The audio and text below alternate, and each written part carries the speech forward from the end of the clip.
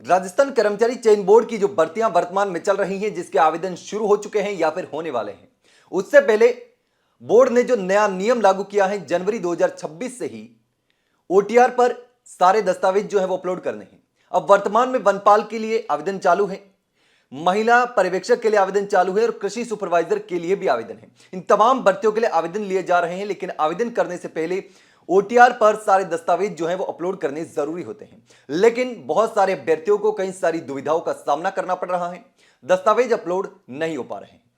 अब अगर दस्तावेज अपलोड नहीं होते हैं तो फिर क्या करना है, यह बोर्ड अध्यक्ष ने समाधान भी बताया है। लेकिन एक बार दस्तावेज अपलोड करने के बाद यहां से कोई दस्तावेज डिलीट नहीं कर पाएगा, वो वहां पर मौजूद रहेंगे।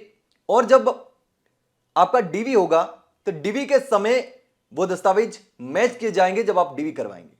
तो ऐसे में फर्जीवाड़ा रोकने के लिए, नकली सर्टिफिकेट रोकने के लिए, फर्जी डिग्रियां रोकने के लिए ये जो नया नियम है वो कर्मचारी चयन बोर्ड ने लागू किया है। अब बोर्ड अध्यक्ष के सामने बहुत सारे सवाल आ रहे हैं। बोर्ड अध्यक्ष ने भी सोशल मीडिया पर जवाब देते हुए लिखा कि मुझे फॉर्म भरने में या ओटीआर पर अपने सर्टिफिकेट अपलोड करने से संबंधित सवाल यानी कि क्वेरीज आती रहती हैं। यदि आपको भी फॉर्म ओटीआर में कोई भी समस्या आ रही है तो दी हुई ईमेल पर अपनी क्वेरी मेल कर सकते हैं। तो यहां पर कर्मचारी चयन बोर्ड के अध्यक्ष ने अपनी मेल भी बताई है, जो कि कर्मचारी चयन बोर्ड की मेल है, जहां पर आपका समाधान होगा। यह स्क्रीन पर आप मेल आईडी देख सकते हैं। इसी मेल आईडी पर मेल करके आप समस्या का समाधान कर सकते हैं, आपको जवाब मिलेगा। बोर्ड अध्यक्ष ने सोशल मीडिया पर बताया भी है। किसी अभ्यर्थी ने सोशल मीडिया पर लिखा भी था कि वनपाल, एलडीसी भर्ती और जितनी जो भर्तियां हैं जिनमें आवेदन चल रहे हैं उनमें दस्तावेज अपलोड नहीं हो रहे हैं। एक अभ्यर्थी ने यह भी सवाल किया कि ओटीआर में डिजी लॉकर से मार्कशीट फैच नहीं हो रही, इसलिए मैंने डिजी लॉकर से मार्कशीट डाउनलोड करके मैन्युअल अपलोड कर दी है, कोई दिक्कत नहीं होगी क्या?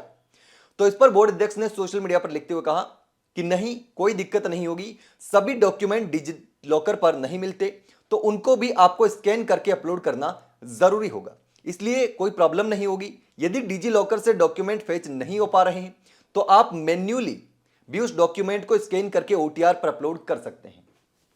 यानी कि आप डिजी लॉकर से अगर फैच नहीं कर पा रहे हैं अपने दस्तावेजों को तो मैन्युअली मोबाइल से चाहे तो उस डॉक्यूमेंट को स्कैन कर लीजिएगा और स्कैन करके ओटीआर पर अपलोड कर देना। लेकिन अपलोड करना जरूरी है, ये बहुत सारी समस्या आ रही है। तो समस्याओं को लेकर बोर्ड अध्यक्ष ने जो मेल आईडी बताई है उस मेल आईडी पर आप अपनी शिकायत भी कर सकते हैं कि कोई क्या दिक्कत आ रही है, आपका समाधान भी हो जाएगा। लेकिन और अगर कोई सवाल हो आपका इससे रिलेटेड, ओटीआर से रिलेटेड, जिस तरीके से हमने पहले भी वीडियो जारी करके बताया था कि बोर्ड ने जो है वो 2026 से 1 जनवरी से ही नया नियम लागू कर दिया है और उस नए नियम के तहत आपको किसी भी भर्ती में आवेदन करने से पहले ओटीआर पर अपने दस्तावेज अपलोड करने जरूरी होंगे और उन दस्तावेज को आप डिलीट नहीं कर पाएंगे, चेंज नहीं कर पाएंगे। एक बार अपलोड करने के बाद वो दस्तावेज वहीं पर रहते हैं। जब आप कोई भी भर्ती का एग्जाम देते हैं उसके बाद जब आपका डीवी होता है, डीवी के समय उन दस्तावेजों को मैच किया जाता है। अगर मिसमैच पाया जाता है या कोई गड़बड़ी पाई जाती है तो वहीं पर पकड़ी भी जा सकती है।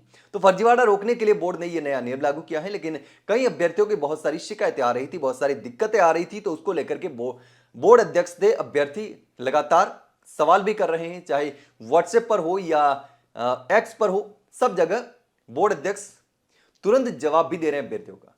जिस तरीके से लगातार एक्टिव हैं, एग्जाम होने के बावजूद भी लगातार जो जवाब हैं वो दे रहे हैं।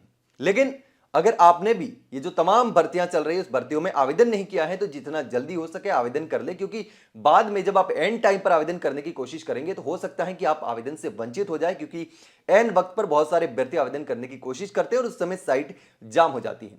तो जितना जल्दी हो सके अपने आवेदन को पूरा कर लीजिएगा। और कोई समस्या आती है तो फिर बोर्ड अध्यक्ष ने जो मेल आईडी बताई है उस मेल आईडी पर अपनी शिकायत जरूर करें। तो इसको लेकर अगर कोई और सवाल आपका है तो कमेंट सेक्शन में कमेंट करके जरूर बताना। वही अगर जानकारी अच्छी लगी हो तो वीडियो को लाइक और शेयर जरूर करें, चैनल को सब्सक्राइब करना ना भूलें। फिलहाल के लिए इतना ही, जल्द मिलते हैं एक नई जानकारी के साथ, तब तक के लिए नमस्कार।